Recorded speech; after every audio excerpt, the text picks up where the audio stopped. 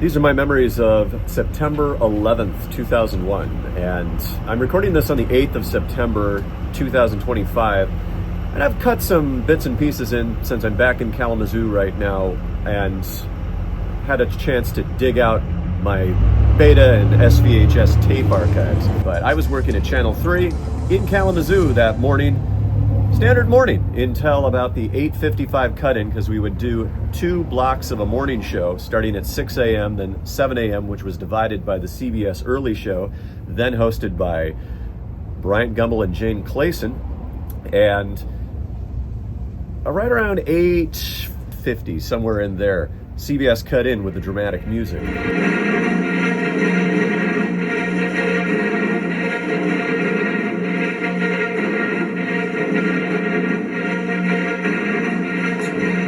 It's 8:52 here in New York. I'm Bryant Gumbel. We understand that there has been a plane crash on the southern tip of Manhattan. You're looking at the World Trade Center. We understand that a plane has crashed into the World Trade Center. They cut instantly to the tower, and it didn't really dawn on us in that control booth at the time that a major airliner had crashed into one of the World Trade Centers. And so we just stuck with it. The news director at the time, Noel Cederstrom, ran upstairs. He was like, stick with it. And that was the rest of the day, actually. But it was odd because the conditions weather-wise were much like this September.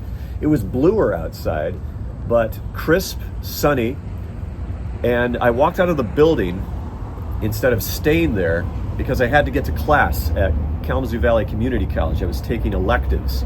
I walked outside the station and I got in my van at the time, turned it on, and Howard Stern was on terrestrial radio at the time. In fact, I believe he was on WKLQ in Grand Rapids. It looked like someone was driving, a drunk driver driving a car, flew into the building.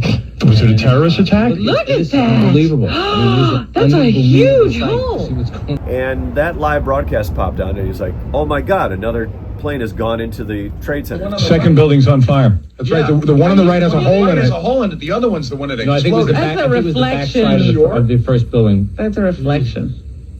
At least I hope it was. I do too. That's why Pam Anderson. Because There was just a rumor. Somebody just called and said that on CNN. A second plane just crashed into one of Stop it! A second plane. Wait a minute. buildings. They are 2 buildings, and that is lower. That's what I So it's a terrorist attack, No, isn't it? just that's what they're saying. It's gotta It's got to be. Somebody just called. Oh my goodness! oh no. A second And that live broadcast popped on, and he was like, oh my God, another plane has gone into the trade centers. And I was like, that's a little sick for what was going on. But then as I listened to it, as I drove to the main KVCC campus, it really became evident that this was a serious terrorist attack and that it was going on. But I was 20 at the time, so I just kept going to class, listening to the radio. And by the way, no smartphones then.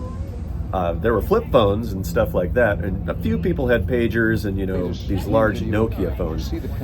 But overall, nobody in that class knew what was going on in New York City. I was the only one with information, having come from the station. So I was a sign language class, and I was sitting next to a woman, and I was like, something terrible has happened in New York City. Probably a terrorist attack. It's happening right now.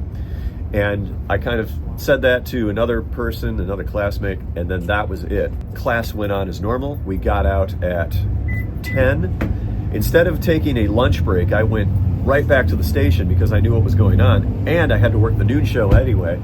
So got there, walked into master control to get the traffic logs to start typing up breaks, and that's when they showed the second building collapse live on the air. And that changed everything the whole day.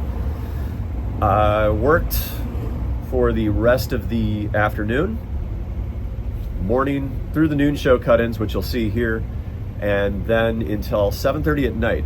And I didn't get a break until then because I floor directed the evening shows as well. So there was a special 4:30 cut-in. This is a News 3 special report. Attack on America.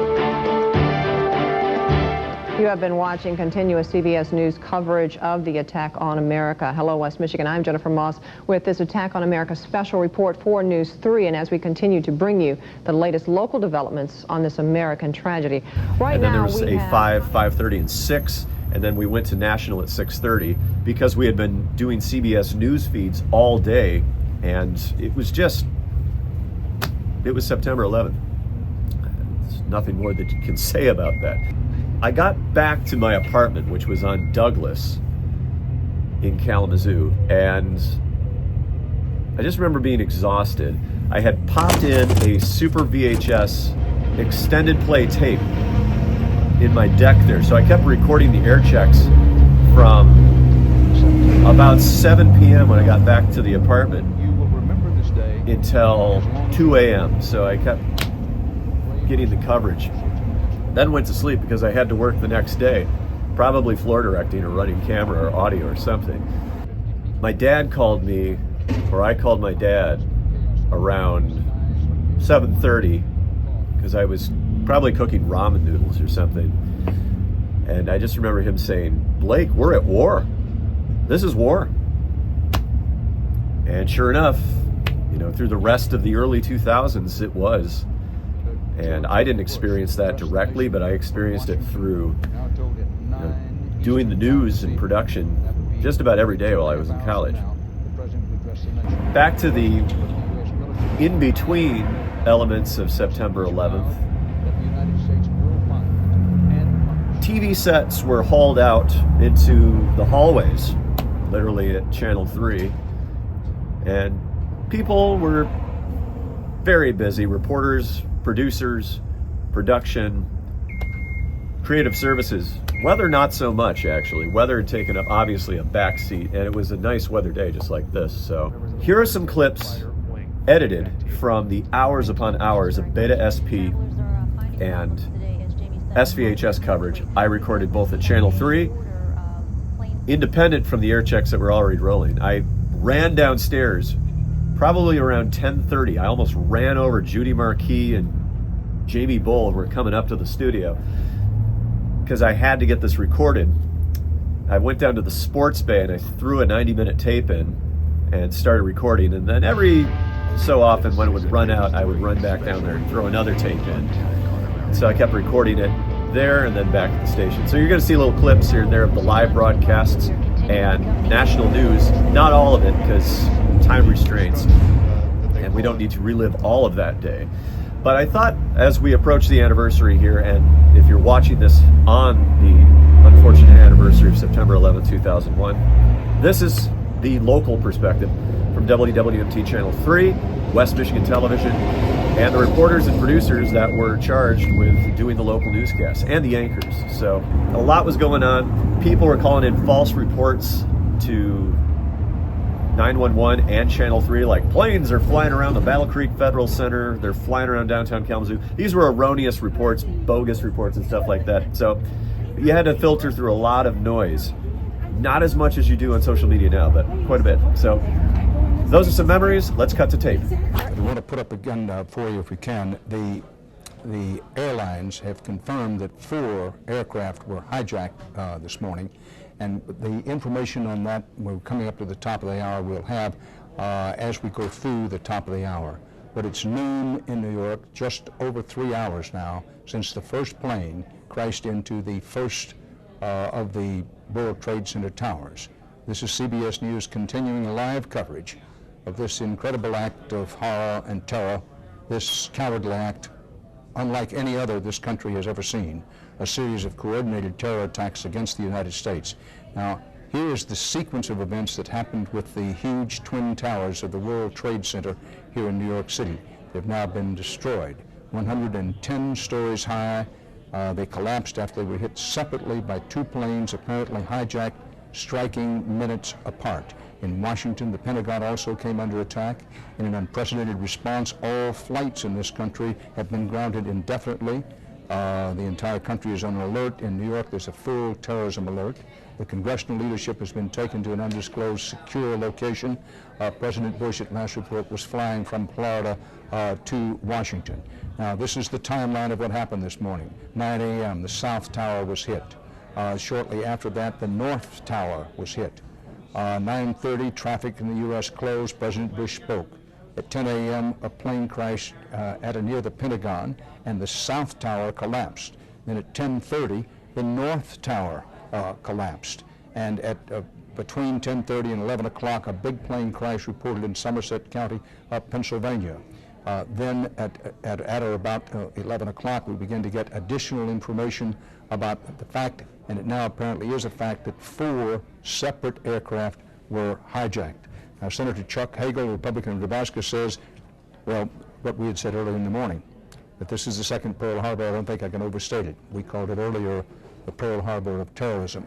Whatever you want to call it, this was a series of coordinated attacks. In the case of the Twin Towers of the World Trade Center, devastatingly effective. This is a live picture of the smoke that's been bellowing out of the collapsed Twin Towers of the World Trade Center, and no doubt it will go on for hours into the night and possibly on into the morning. Now, I want to show you the sequence of events that happened with those Twin Towers this morning. The aircraft came from the right. I repeat, this is an actual photograph, not just a graphic made up by us. Flames spewed out of that World Trade Center tower. Then one of the towers began collapsing. The hope was it would be only partially collapsed. But the hope was not fulfilled. The tower came down.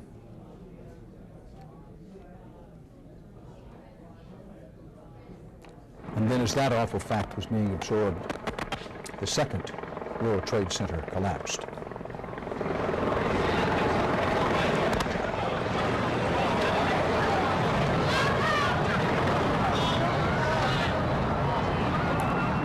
Witnesses below screamed. Some were caught in the avalanche of cascading debris, concrete and steel. The mayor of New York says there'll be a tremendous loss of life. A police spokesman, speaking anonymously, said many thousands have died. In Washington, where the Pentagon, an aircraft came down at or near the Pentagon. Another aircraft reported crashing near Camp David, the presidential retreat. There's some doubt about what the facts are in that situation. To get a live picture at the Pentagon now, to sort out some of what's happened in Washington, we go to CBS News correspondent Bob Orr. Bob?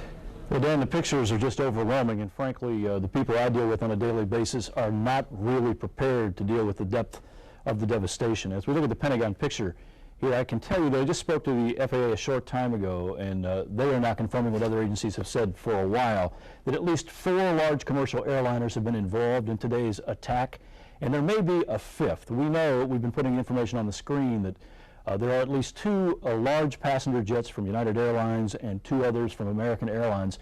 And to give people a firm grasp of this, each of these planes, as you see the flights now listed on the screen, each of these planes is the equivalent of a flying bomb. These are large airplanes, 757s, 767s. There's a terrible human component here. The 757 can carry about 240, 250 people. The 767, depending on the configuration, even more than that. So we're talking about the possibility of 800 to 1,000 people just on the airplanes. Each of the airplanes also is heavily loaded with fuel. I don't know, because we don't have the manifest, how much fuel is on each plane, but it's a reasonable guess. It could be 15,000 pounds, maybe 20,000 pounds. There's a tremendous heat source, a tremendous force, and you can imagine, and we saw in the pictures, just how devastating that is.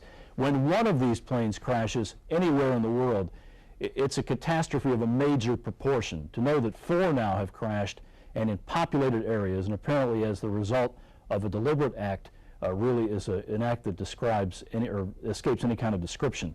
The FAA is a little hesitant with the information today because, frankly, the shots are being called from higher up. The White House, National Security Council, and the FEMA emergency response people are all giving the marching orders. It's going to be some time before we know how many people were on the planes, where the flight crews were from. We know where they were flying to and from, but before we know anything about the human side of this. And then the big question is, how could it happen? How could presumably terrorists of any sort, hijackers, take over 4 commercial airline planes, all in a very, very compacted period of time. It's an indictment of the Federal Aviation Administration security system, and it is one that will have far-reaching implications. This is Mary Eileen Lyon from News 3. We will continue to monitor CBS coverage in New York while we catch you up on what's going on here in West Michigan. Of course, the reaction has been fast and furious here as well. All airports across the country, as well as in West Michigan, are closed. The FBI here says there is no immediate threat to us, but they are under high alert. There are also several prayer services going on across the area because of the attack in New York.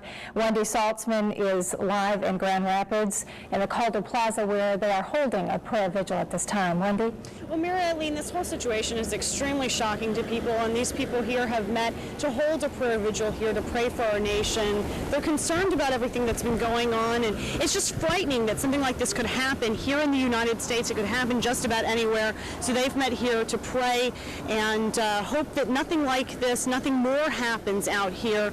They're holding hands and just talking about a little bit about what happened here this morning. They're going to be going around the circle, each person praying, discussing a little bit about what happened this morning. Also here in Grand Rapids, they have not closed any federal buildings here yet, but the city is on high alert. People here are extremely concerned about the possibility that certain strategic locations here in Grand Rapids could be affected by something like this. As a result, the Grand Rapids City Police Department has increased security at all of the major federal buildings here, at the Federal Building, at the Hall of Justice, at the Ford Museum here. They've increased security. They have police officers on just about every corner. That's a result of the FBI out of Detroit asking for police departments to step up their security across the state here.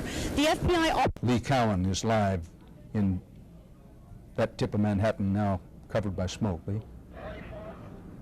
Hi, Dan. Perhaps a firefighter summed this up really the best way. He said that, frankly, you're looking at ghosts down here. What his fear is that the command post, at least the first command post that was set up after the first explosion, was just to the west of the North Tower. And what he fears now is that they were right in the line as that building collapsed some hour and a half ago. Now, he said those are some of the best, some of the brightest folks that know exactly how to work this kind of search and rescue effort. Some of the logistics, who to put where and why, and he hasn't heard from them since. That's what he's worried about the most. Excuse me.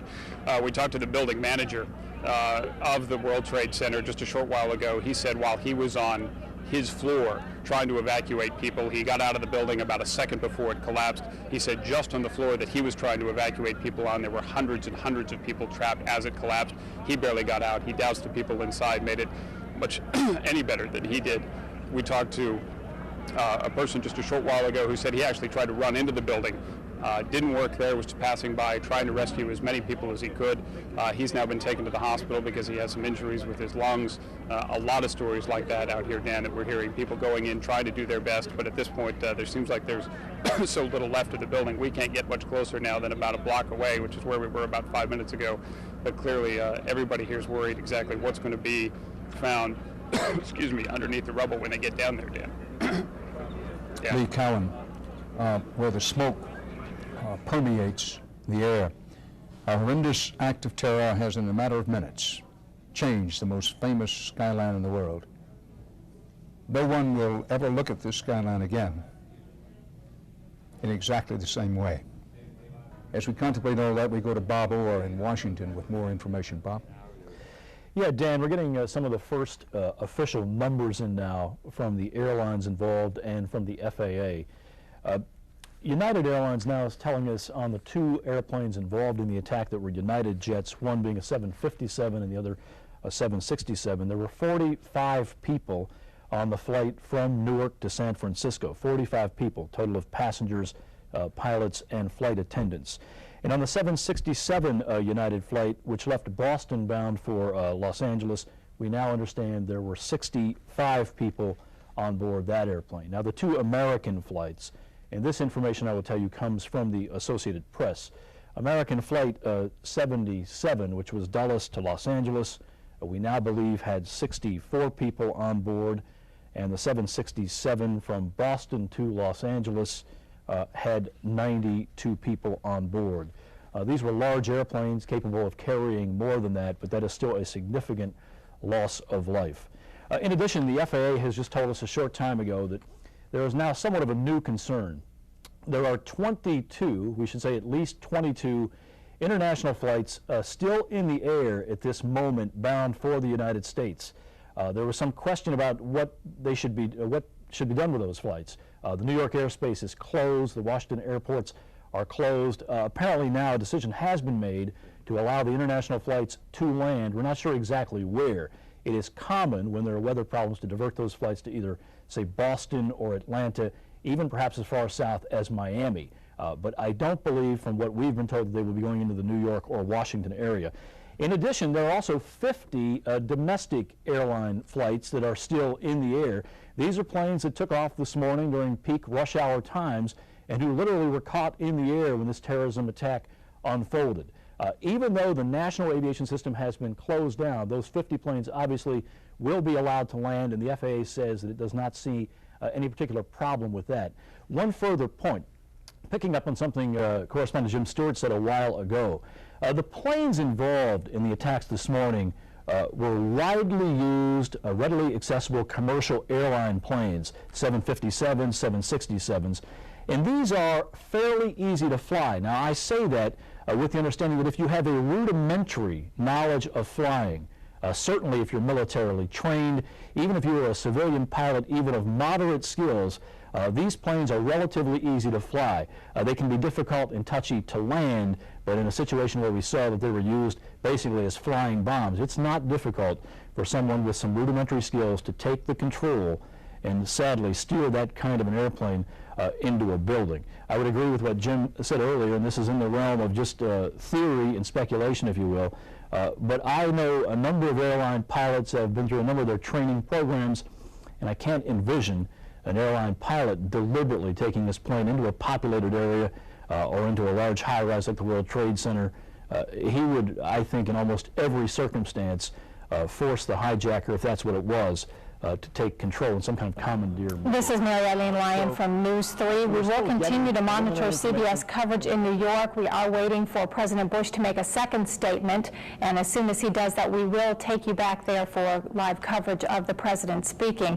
There are cancellations, closures, and prayer services all over West Michigan. We are going to give you all that information as we can. Right now, the city of Battle Creek says there's no reason to believe that the Federal Center there is a target, but they are taking precautions. We have Jamie Bowe on the scene there at the Federal Center in Battle Creek. Jamie? Well, Mary, let's get you up to date on what's going on here in the Cereal City. As you mentioned, the city of Battle Creek urging calm. There's no reason to be panicked here in Battle Creek or any parts of West Michigan at this point. There's no reason to think any attack would be imminent here in this area.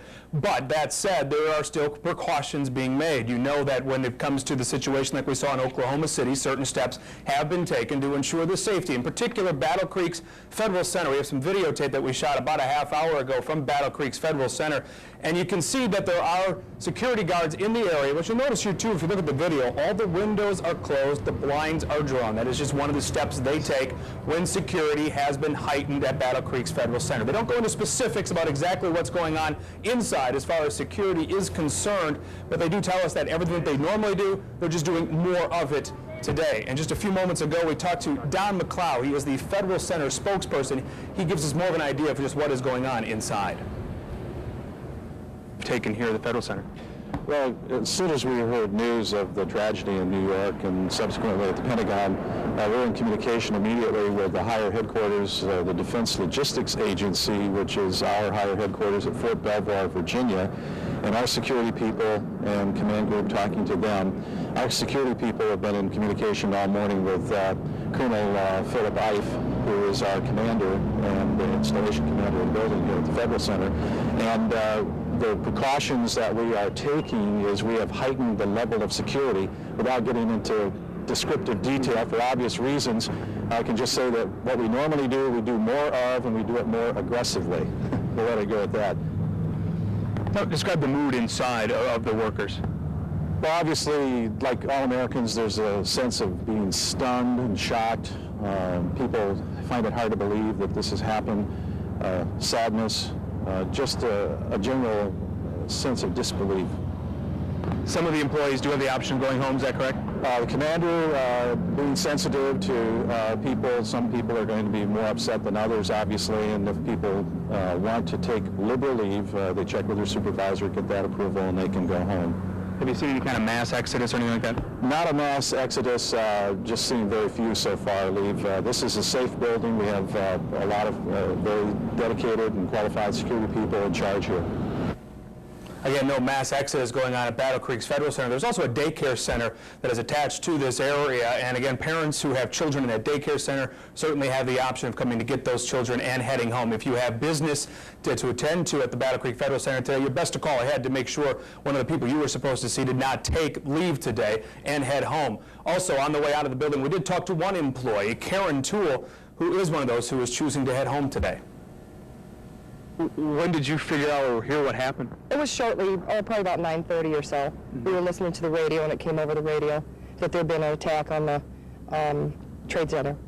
And they have a TV in the cafeteria, and the commander has put out email, liberal leave policy, so there's a lot of people that stayed, but there's a lot of people that left. You know, people that have children at the daycare center, they've left, so. What are you going to do? I'm going home where I feel safe. When these things happen, I mean, right away, people draw their attention to this building, don't they? Yeah, yes, absolutely, yes. Mm-hmm. How does that make you feel? It's scary. It's really scary. Yeah, I've worked here 33 years, but I'm scared. I'm going home. Karen Toole, a longtime employee of Battle Creek's Federal Center. They've been through this drill a couple of times in recent years, which is troubling in itself, and it does begin to wear on some of the employees over there. Every time something happens, whether it was a situation in Oklahoma City or what we're seeing today, obviously they become the focus of what's happening in our community because it is a federal building that's going on. Also, I want to mention that right next door to our office is Congressman Nick Smith's office. We talked to some of his staff over there next door, and they tell us that the congressman and all congressional members are being taken to a secure location in Washington. They don't give us much detail for obvious reasons. The congressman, though, did release a statement, and I just want to read it to you real briefly if I can. It says, quote, "I am deeply saddened by today's tragic events and the resulting loss of life. We have not yet identified a perpetrator, but one thing is clear. Our lives will not be the same in the United States for the foreseeable future. Our free and open society will be facing major challenges. At this time, all of our thoughts and prayers should be with those who have been affected by this horrific tragedy." The words of Congressman Nick Smith, who of course represents this area of Battle Creek and also some points east of here as well. Again, the congressman taken to a secure location somewhere in Washington. We are told he is getting a briefing going on in Washington right now. We hope to perhaps later today speak with him about the situation going on in Washington. All streets are open in Battle Creek. There is no sense of panic by any stretch of the imagination here. For the most part, business as usual. But again, security has been tightened, in particular around Battle Creek's Federal Center. Mary Eileen, back to you. And Jamie, you talked about no mass exodus from the Federal Center. Approximately how many people work in that building? I'm not sure roughly off the top of my head. It is one of the largest, if not the largest, employer in the city of Battle Creek.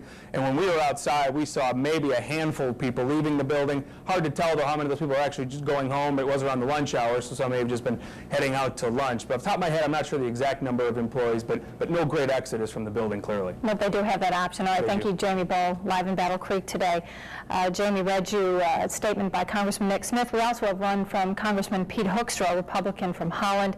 It says, "At this time of great national tragedy, I call for our nation to pause and take a moment to pray for victims of this morning's tragedy, to pray for our families, and to pray for our country." He goes on from there. Of course, there are prayer vigils throughout the area. We'll get you that information as well. Right now, we're going to go live to Carolyn Wiley in the airport in Kalamazoo. She's been watching things there all morning. Carolyn?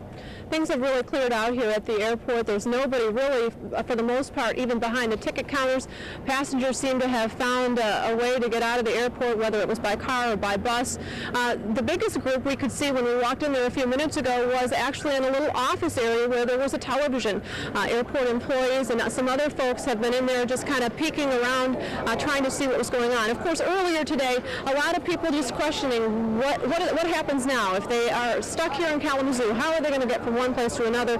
You know, the ticket agents trying to figure everything out, the baggage people trying to figure everything out, and of course the car rental companies trying to accommodate all of these people that actually landed here in Kalamazoo. We did have a couple of airplanes that landed here that had to be redirected. They weren't expecting to come here, but they told us that in the air they heard over the speaker, they came over and said that they had to land because of a national emergency.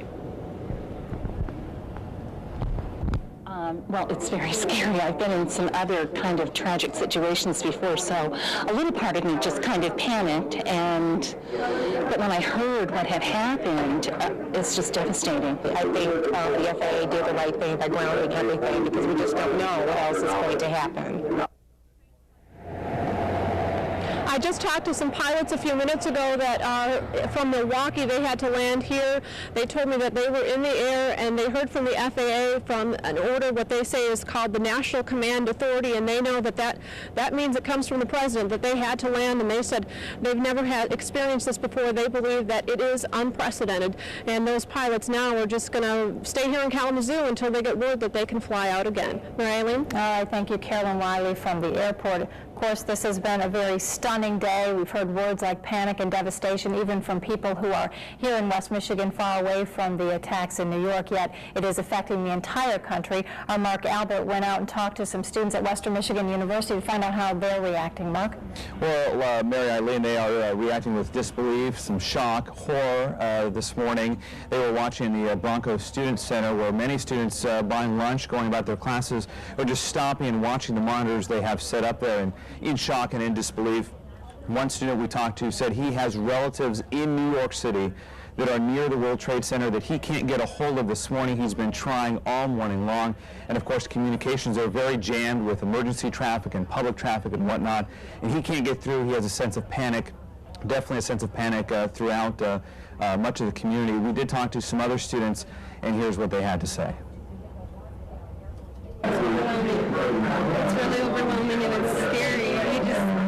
I saw the news and you just don't think. It just doesn't hit. It still hasn't hit. I can't believe it. And now classes on Western have been canceled. It makes it even seem more real. They said that and I was like, I had tears because it's just like, okay, now it's here, you know. It makes it more real. Yeah. Something like this doesn't just happen overnight. I mean, the people that have done this to hijack that many planes and pick the spots where they're gonna crash them into, they had to be planning this forever, and we had no idea it was coming. Now, that was just two comments of the many students we talked to. Classes were canceled. They came over the intercom at about, maybe 11:40, 11:45, and announced that all classes were canceled for the rest of the day at Western.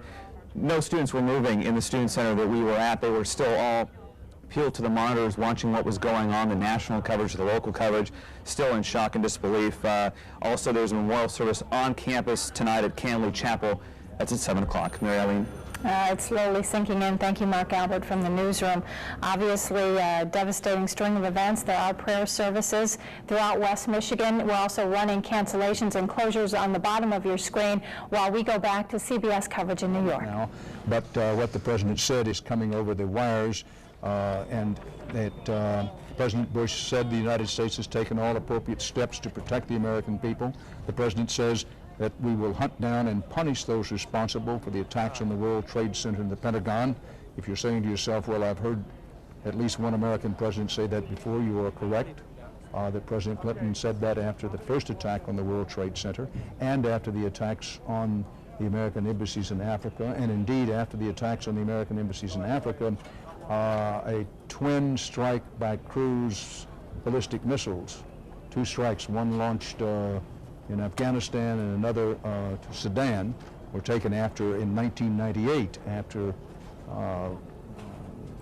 attacks which were believed to have been the work of Osama bin Laden and perhaps some state-sponsored terrorism groups connected with him. President Bush says we have taken all appropriate security precautions to protect the American people. The president in this new statement says, make no mistake, the United States will hunt down and punish those responsible for these cowardly acts. The president of the United States says the U.S. military has been put on what he calls high alert status. He says he has taken security precautions to ensure the functioning of the U.S. government. The president cut short a trip to Florida following the attacks this morning in New York and Washington, but where the president is going to wind up, we do not know at this time. Instead of going to Washington, he apparently went to Barksdale Air Force Base outside Shreveport, Louisiana. At least that is what we are told, and the videotape that we're expecting any moment from the president will originate there. New York City Mayor Rudolph Giuliani reports rescue workers are finding survivors. Here's a ray, just a glimmer of New York. The mayor says Lower Manhattan looks like it was bombed in World War II. Well, it has been bombed in the World Terrorism War of 2001. Nobody's ever seen photographs like that because nothing like this has ever happened before. We go to David Martin at the Pentagon. Dan, we were talking earlier about trying to give the appearance of a return to normalcy. Well, now we have one other appearance of normalcy, which is the fact that Defense Secretary Rumsfeld will give a briefing later this evening in the briefing room in the Pentagon. In other words, we're going to be allowed to go back into the Pentagon, and obviously, as that is designed in part to give a show that you can damage the Pentagon, but you can't sink it, that business continues in there as normal. Now, obviously, one of the pieces of business that's going to be continuing now is planning for some sort of military retaliation, although I think it's much too early for us to really have any good idea what that might look like.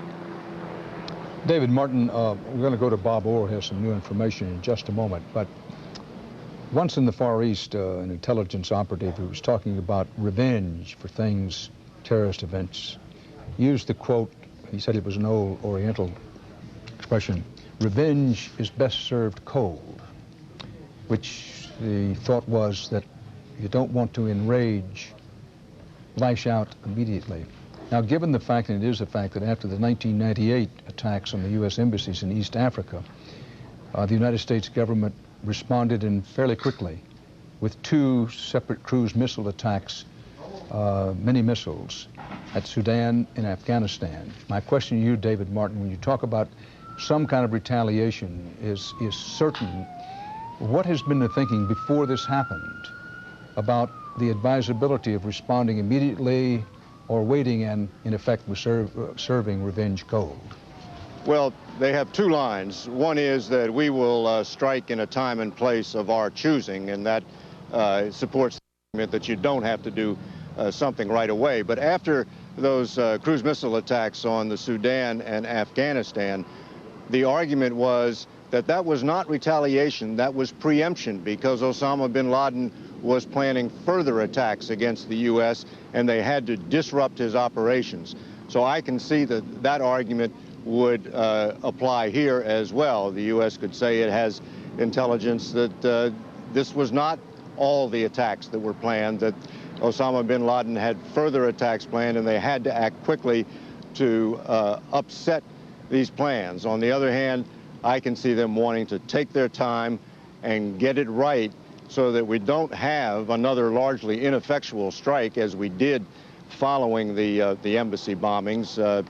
The strikes did not get Osama bin Laden and obviously did not have any lasting impact on his operations, since he has been behind most of the threats that the U.S. has had to react to over the years. And of course, if the evidence indicates that he was behind this as well, then of course we really didn't do much to stop him with that earlier strike. And I think all that would argue for some very large military response, perhaps including going after him on the ground, which of course is always risky because of casualties. But I think the proportion of the offense, I mean, let's face it, this was the worst sneak attack on America since Pearl Harbor.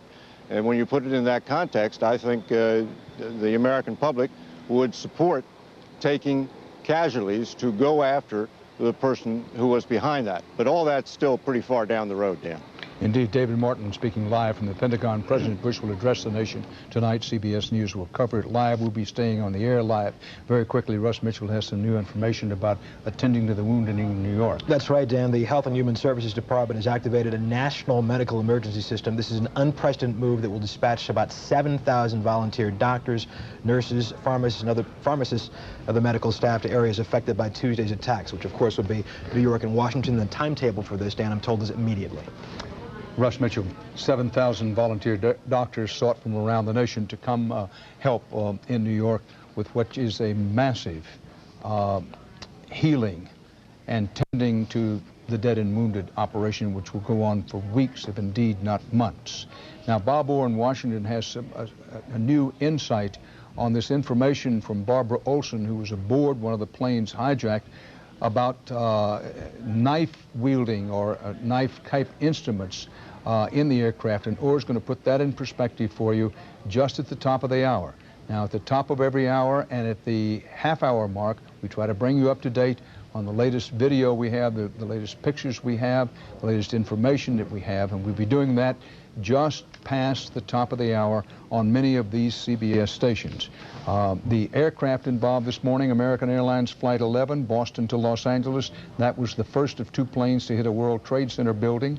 The second was United Flight 175, Boston to Los Angeles. That was the second plane to hit a World Trade Center building. American Flight 77, Dulles, near Washington to Los Angeles. This is the plane that hit near the Pentagon. Then United Flight 93, Newark, New Jersey to San Francisco, is the plane that apparently went down in Somerset County in western Pennsylvania.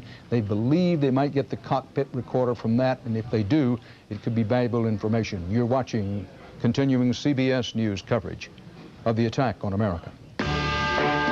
This is a News 3 special report. Attack on America.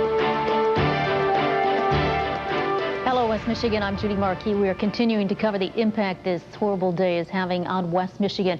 If you're just getting home from work, we've been cutting into the network programming all day with West Michigan developments in reaction to the attack on America. News 3's Jamie Ball is in Battle Creek to bring us up to date on what's going on there. Jamie? Truly an incredible day, Judy. People here stunned, just like they are everywhere around the nation and around West Michigan. Truly a sense of vulnerability today. Really, some of our security has just been shattered over the last 9 hours in this country, and people are clearly also looking for information. No, this was one that was printed about an hour and a half ago. Oh, really? Strictly about the attack. How much did 50 cents. This was some video shot just about 15 minutes ago right outside our newsroom here on West Michigan Avenue in Battle Creek. The Battle Creek Inquirer has cranked out a special edition, 6 pages of coverage inside. Now, anytime there is a national security threat, the focus quickly turns to Battle Creek's Federal Center. Security was tightened just minutes after the attack this morning in New York, and workers right away were given the option of going home. Later in the day, the decision was made to close altogether. Karen Toole has worked at the Federal Center for 33 years. When these things happen, I mean, right away, people draw their attention to this building, don't they? Oh, yes, absolutely, yes. How does that make you feel? It's scary. It's really scary. Yeah, I've worked here 33 years, but I'm scared. I'm going home. Think how much the climate changed after the Oklahoma City bombing, and now how much it is going to change again after the events that have transpired again over the past 9 hours in this country. We can only imagine what security measures are going to be taken in reaction to what is going on today. We are hearing that the Federal Center will be open again for business tomorrow. We also anticipate that Battle Creek's Lakeview Square Mall will be open tomorrow. It was shut down about 1 this afternoon. The mall quickly evacuated. Lakeview is owned by a company that owns several malls around the country. There were some safety concerns in some of the bigger cities, so the decision was made at the corporate level to close them all. Actually, security was swept through the mall today just to do a cursory search. They found nothing. Again, the mall quickly evacuated, hopefully open for business again tomorrow. Now, Battle Creek is also home, of course, to an Air National Guard base. The personnel there have been put on the highest state of alert, what's called Forced Protection Level Delta. It doesn't get any higher than that, folks. The base is home to about 15 warplanes. All have been sitting at the ready on the tarmac at the W.K. Kellogg Airport. Major Robert DeCoster says they are ready for action, but they have not been called. Security very tight at the base. It always is, but today even more so. No visitors being allowed on the grounds, and as you can see, every car, every person being closely checked there by the security at the W.K. Kellogg Airport. One thing also they wanted to pass along, Major DeCoster told us that they did have a number of personnel traveling civilian today on commercial airliners. Several people, again, are traveling across the country. We have been told they've all been accounted for, so if family is watching, worried about where some loved ones may have been going, they are all okay, all accounted for as far as members of the 110th Fighter Wing. Judy, back to you. All right, Jamie, thanks very much. Travelers are finding problems today, as Jamie said, across the country. Because of the FAA order, planes are being grounded at the Kalamazoo Battle Creek International Airport. Officials say that 4 planes had to make unscheduled stops in order to get out of the air. We'll have more coming up, but right now we want to go to CBS News. Just stay with us here, folks. This is live television, not always the neatest. Look at this aircraft, the speed with one World Trade Center has already been hit. This plane is coming in, midsection hit. Oh. Pierces the heart of a city and a nation. And then opposite side view. You can see that plane go in and it pierced, you know, seemingly all the way through the building. This was the second building hit. That plane believed to be United Flight 175. Another view from another side. And you can see how far some of the debris was immediately thrown. Now both buildings are smoking runs, people desperately trying to get out. This is yet another picture of the plane hitting. Some of this video we did not have available this morning. Now, however high the death and wounded toll turns out to be from the World Trade Center, it would have been immeasurably higher if so many people had not kept their heads and calmly but quickly evacuated the building. Some of them walking down, you know, as many as at least 50, sometimes 60 floors to get out of the World Trade Center. Now, as for what's happening in Afghanistan, if you're saying to yourself, what about these pictures we're seeing from Afghanistan? We simply don't know what the situation is in Afghanistan, and we are being cautious, skeptical about information.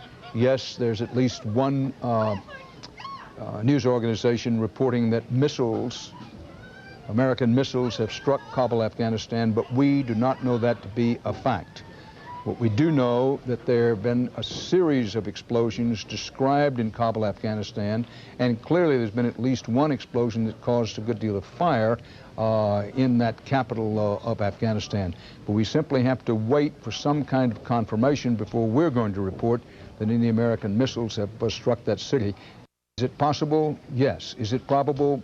You decide. Is it a known fact? Not yet. Now, Sandy Berger, former head of the National Security Council, has just joined us on the set here at our World News headquarters, CBS headquarters in New York. But while he gets settled, we'll be talking to him shortly. We go to Bob Schieffer, our chief Washington correspondent. Bob? Well, Dan, there's obviously now a concerted effort to demonstrate that this government is still working and still functioning. In addition to hearing from the president tonight, we are told now that we will have a joint news conference of the congressional leaders. Bob, could you excuse me one second? Speaker of the House. I'm sorry, Dan. Go ahead. I'm awfully sorry, Bob, and forgive me for doing this, but bulletin material. A U.S. official, a high-ranking U.S. official, unidentified, has said he believes the Kabul, Afghanistan explosions are not, I repeat, not U.S. action. This high-ranking U.S. official, we have this from only one official, says that it may be some operation of the Afghan opposition, which we mentioned to you earlier. Now, to put this in some context, yes, there have been explosions, at least one and maybe more, and some fires in Kabul, Afghanistan. And yes, one news organization has reported that it was American missiles. But we've said from the beginning we had no confirmation of that. Now, not only do we not have confirmation of it, but we have one high-ranking U.S. official who said, and this is a direct quote, that he believes the Kabul explosions are not a U.S. action. Bob, forgive me for interrupting you, but it was important to get that in, and now let's pick up where you were, please. Oh, absolutely, Dan, and there's no question about it. I would also say that I have been in contact with several folks in the intelligence community over the last hour, and no one has mentioned that to me. That does not mean that there might not be something going on there, but nobody has volunteered any information about that. What I wanted to stress here is that the effort tonight will be to show that this government is functioning and is unified, in addition to a joint press conference on the steps of the Capitol where you'll have the Republican leaders and the Democratic leaders joining to say they support the actions of the president and that they are determined that we track down who did this and that they be punished. In addition to that, at the Pentagon, Defense Secretary Rumsfeld is now scheduled a news conference, but he will be joined again by Republicans and Democrats on the Armed Services Committee. The chairman, Carl Levin, a Democrat, and the ranking Republican, John Warner, will be on the podium with Defense Secretary Rumsfeld.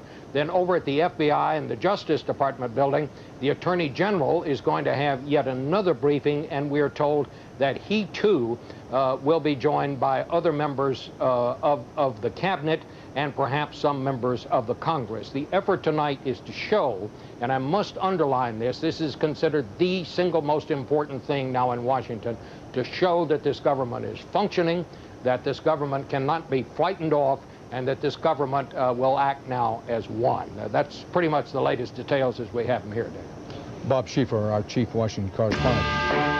This is a News 3 special report. Attack on America.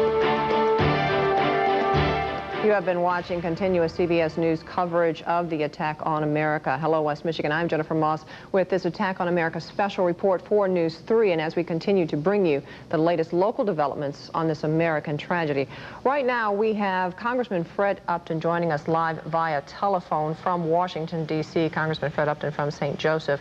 Good evening, Congressman. Hey, Jennifer. Not a good day, I'll tell you. Not a good day at all. A tragic day for America. Well, it is just everything that could have gone wrong certainly did today. In fact, a little bit earlier I had a conversation, I had a conference call with members of the House with the leadership, bipartisan leadership call. And in fact, now I'm literally going back to the Capitol. I live in Virginia, about 7 miles from the Capitol, but the Pentagon's about 2 miles away. And of course, we've been seeing the smoke all day long. I was in the Capitol complex when the explosion took place. One of my staff was literally next to the Pentagon on the interstate and watched it happen. Just tears your heart up, doesn't it? Oh, it just does. What will Congress be doing in the days to come, and are you all safe at this hour? I certainly want to think so, which is one of the reasons that they're calling us back. We're going to do a press conference for the Speaker and leadership of the House and the Senate at 7:30 on the Capitol steps outside. And we are intending to be back in session tomorrow, and we will be debating and voting on the defense authorization bill on Thursday. Obviously, we're all anxious to see what the President says tonight at 9. Right. And speaking of the President, just excuse me for a second, he says that the U.S. will retaliate, will hunt down whoever is responsible for this. How are we going to go about doing that? Any word that you've received? Well, this is an attack on America. There's no question about it. And when things are all said and done, my guess is that we will see, I hope, not tens of thousands, but perhaps that many killed in the New York explosion. They expect, I think, well over 100 here from the Pentagon. Attack on our soil, deliberate. We've got to take spend every resource that we have to track down these folks and go after them. And that's going to happen. I'm sure the President will say something along those lines tonight. There's some word of some attacks in Afghanistan here as I'm in Washington, and I live only a couple of miles, a few minutes away actually from National Airport. What usually you'll hear is a lot of airport noise at my house. It's just, and there's a military jet flying over right now. It's a changed city, I'll tell you. It's yes, it is. All terrible. Right. Congressman, we want to thank you for taking the time to talk with us this evening. Of course, the President will be speaking at 9 p.m. tonight, and we will look forward to his message to see what he has to say. Of course, as the day has worn on, more people are realizing that today's attack is having a direct effect on them, and they are seeing it now at the gas pump, even as we speak. And News 3's Andy Roseton joins us now live from a gas station in Portage, where the long lines have been forming all afternoon. Andy? Jennifer, here at gas stations in Kalamazoo and all across West Michigan today, it's almost starting to look a little bit like the energy crisis of the 1970s. For those who can remember, long lines are forming everywhere, all over town. Now, just one example, at a Crystal Flash station today, we found gas selling at $1.89. It shot up 20 cents in just an hour, and that's when the folks started coming in. We've seen gas as high as $2 a gallon for unleaded gas around Kalamazoo. We've heard rumors of gas as high as $4 or $5, but a lot of that is just fueled by gas hysteria. Even so, there's a legitimate concern about gas reserves at gas stations. I guess let's keep you busy all night long, huh? Yep, we'll be busy till we run out. Would you think that could happen today? Oh, yeah. Maybe not today for us, but in other places. I was in Detroit earlier today and came back, and on my way back I was listening to all the news reports and heard that the gas prices were going to shoot up later tonight, and so I got my car filled up, and now I'm filling up my wife's car.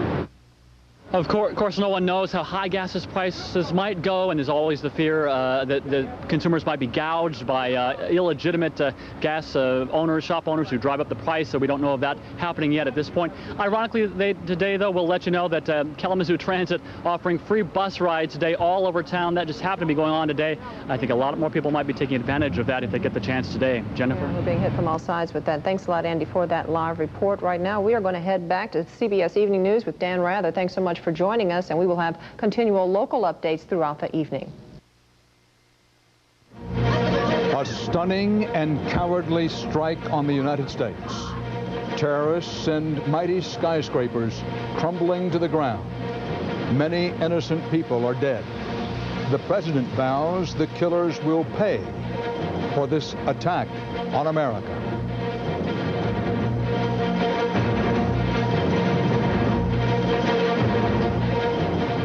September 11th, 2001. You will remember this day as long as you live. Good evening again. This is CBS News continuing coverage of the attack on America.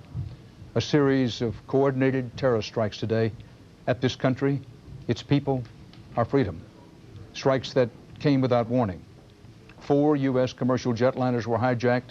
2 crashed into the World Trade Center here in New York City and sent the giant twin towers filled with workers crumbling to the ground. A 3rd hijacked airliner slammed into the seat of American military power, the Pentagon. The 4th hijacked airliner, target unknown, but possibly a target intended in or near Washington, went down in southwestern Pennsylvania. Here's what's happening at this hour. As the evening goes on and night begins to fall in New York and Washington, brave rescue workers are searching desperately for victims in the rubble of the World Trade Center towers and a 3rd building around the World Trade Center that also collapsed. 50,000 people generally work in the World Trade Center. A count of the dead still a long way off. Emergency operations are also continuing at the scene of the crisis at the Pentagon in Pennsylvania. There were well over 250 people on the 4 crashed planes. In contrast to the chaos on the ground, the skies are eerily quiet because the FAA has grounded all civilian aircraft at least until noon tomorrow. There is unprecedented security around the leadership of the U.S. government. President George W. Bush will address the nation from Washington, we're now told, at 9 Eastern time this evening. And that will be roughly 2.5 hours from now, the president will address the nation. The president has put the U.S. military on high alert worldwide. President Bush vowed that the United States will find and punish whoever's behind what he described as, quote, these cowardly acts. Early speculation, underscore the word speculation, centers on Osama bin Laden. We have mobilized the full resources of CBS News to bring you clear, accurate coverage of this day that will live in infamy. CBS News correspondents and producers are deployed throughout the country and around the world. We begin here in New York City, ground zero for the attack on America.